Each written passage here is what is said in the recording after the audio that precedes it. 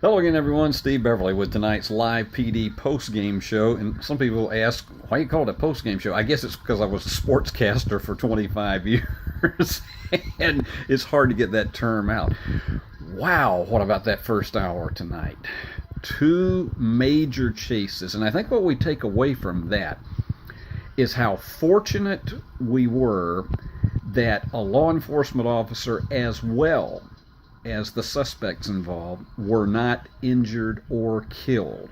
And I have to tell you, I was getting a number of tweets from some of you on my particular Twitter handle, and what I was seeing, somebody tweeted me and they said, I am gripping the cushion on my couch and I am literally about to claw it to death.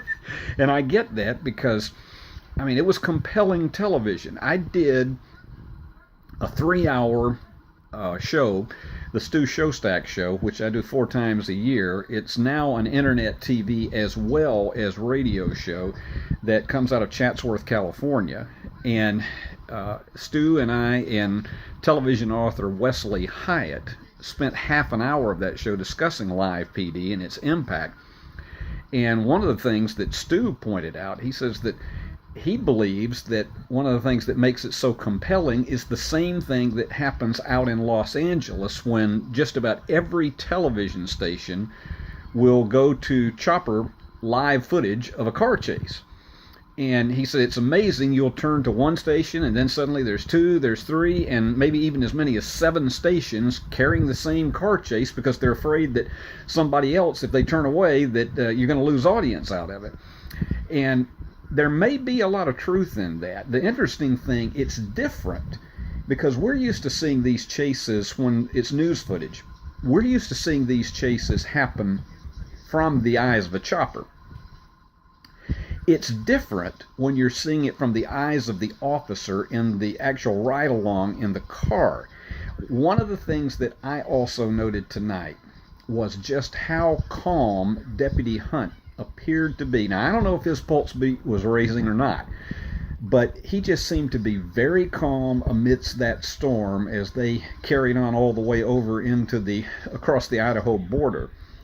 That's one of the keys that law enforcement training, and again, one of the things that we talked about the night that we had the incident in Columbia, South Carolina with the baby involved, is that these officers are trained to remain calm in dangerous situations.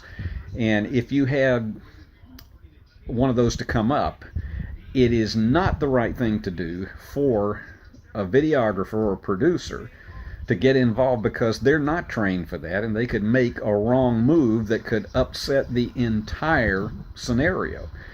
But man, Hunt was so calm, particularly having to weave in and out of that traffic. And I thought Tom Morris's comment was right on the money when he said, it's obvious that this guy has been there before because he knows the drill and he knows how to drive right through and weave through that traffic. There must have been at least 7 times that I thought surely somebody is going to get smashed, and probably an innocent person. But it was amazing to see, though, how quickly all of the other law enforcement people, they began to get into position and nailed this guy. And I think we also have to have a big tip of the cap to Gunner, because, boy, Gunner was really anxious to get involved in this thing, because you heard him whining all the way through about the last 10 miles of it. And he got there and managed to put the finishing touches on that guy. So, and the situation that they had in Columbia, we didn't get to see much of Kevin Lawrence or Chris Mastriani tonight. It's because so many other things began to develop. But their first chase was really, really interesting. And when I first saw that vehicle, I don't know about you, I first saw that vehicle and the person in the road, I didn't know whether it was somebody who had been arrested and they just had them laying there. Boy, it scared me to death. I thought perhaps maybe we were seeing somebody who was dead. But, again, both of those guys stayed extremely calm, making the arrest and going through with the investigation that they had. And then, the domestic situation that they ran into with the older woman who just seemed to be out of control And oh, how many situations did we see tonight that just seems to be so unfortunate because it's people who are from poor backgrounds or really don't have good relationships with each other. And here we go again. It leads to detrimental circumstances. Uh, it's going to be hard to top tonight's show as far as action is concerned. I think that if word of mouth passed fast enough tonight, and if you add in the West Coast replay that they're seeing it for the first time themselves, we could be seeing another Friday night record for ratings for the show, because if word gets around and if people were tweeting each other or if they were emailing each other and saying, look, if you're on the West Coast, you better tune into this thing because it is going to be spectacular. If that happens, I'm looking for a huge rating to come out of this when we get the report, which will probably be on Monday. You usually get the Saturday report on Tuesday from Nielsen. But we just have to be thankful that nobody was seriously injured or killed, because that really could have happened in a couple of those scenarios tonight. But also, just remember that one guy who was sitting there by the restaurant and they were all getting laughs out of it, and he must have thought he was the Joker, but Cesar Romero, he was not, or anybody who has played the Joker in the movies. He had a laugh, but it just didn't quite make it.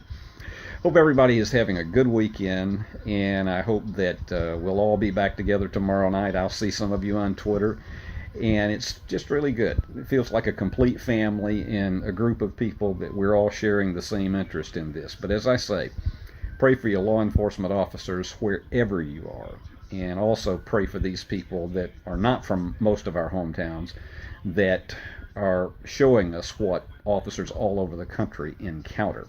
I'll be with you again tomorrow night. So until then, this is Steve Beverly saying, remember the famous words of Don Hudlow, who said, there are an awful lot of naysayers in this world, and they've all been vaccinated with lemon juice.